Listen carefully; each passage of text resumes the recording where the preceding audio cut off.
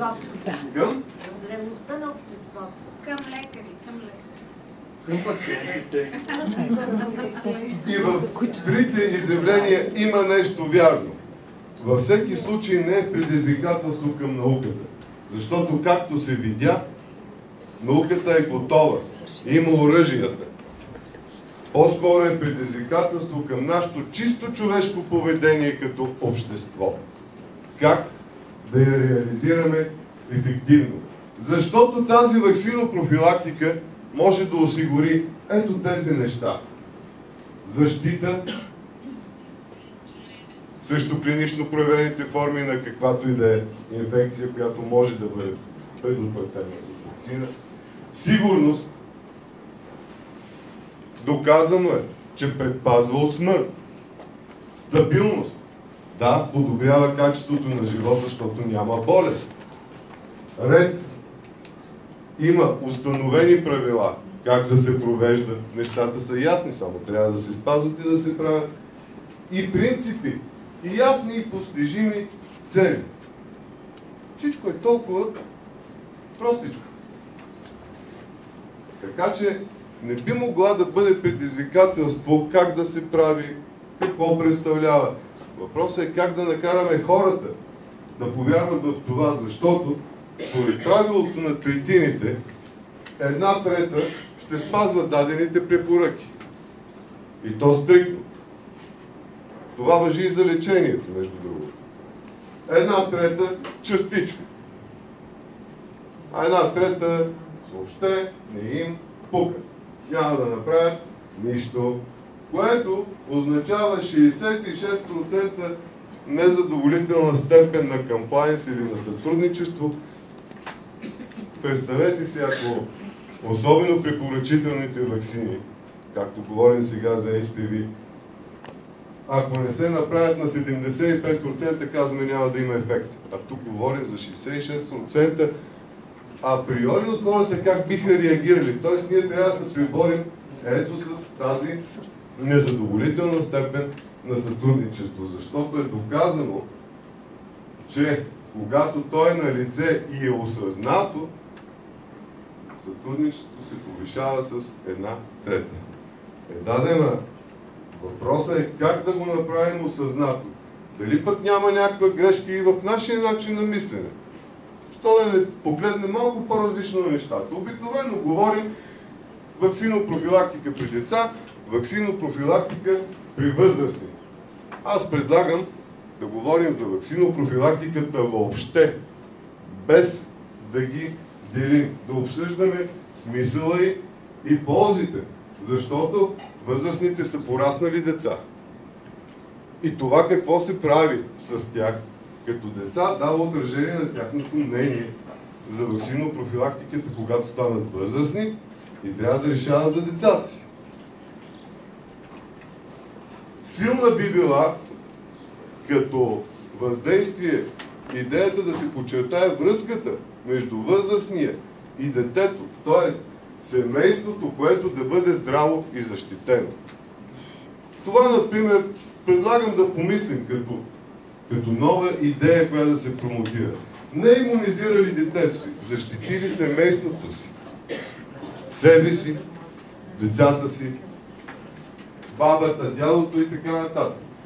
Ето това да бъде въпросът, който поставяме. Не е лесно.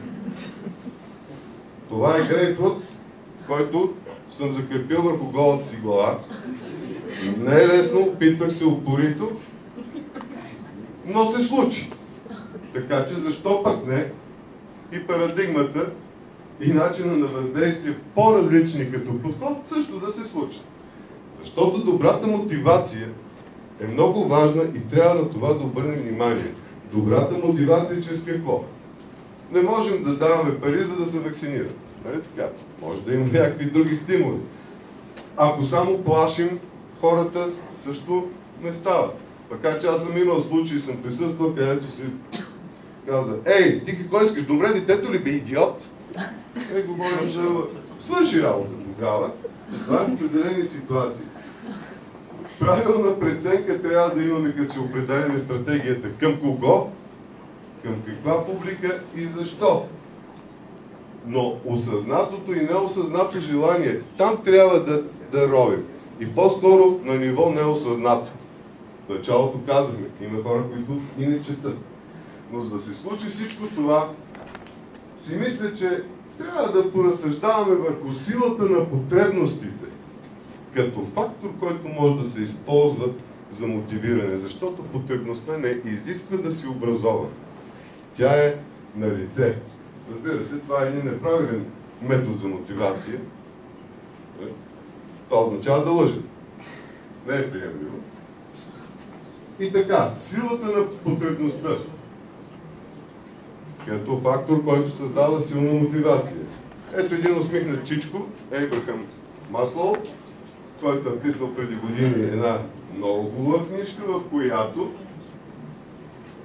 градира потребностите в една пирамида. Базовите потребности и нагоре. Тези са най-силни, нагоре намаляват по сила, но условието да се изпълни, да има желание за следващото ниво, е да бъде изпълнено първото. Така че физиологията е на първо място. Но тук предполагаме, че храната, питието, водата и всичко останало е осигурено. Следващото е сигурност и безопасност. Любов и принадлежност. Моля, обърнете вниманието на тези неща. Това са чувствата, емоциите, които идват от подсъзнателното и към които ние, мисля, трябва да насочим действията си. Ако раздробим още малко, виждаме защита, сигурност, ред, граници, стабилност. Това да ви напомня нещо в моята презентация. За ваксинопрофилактиката какво казахме? Защита, сигурност, стабилност, ред, граници. Ето ги. Ето ги.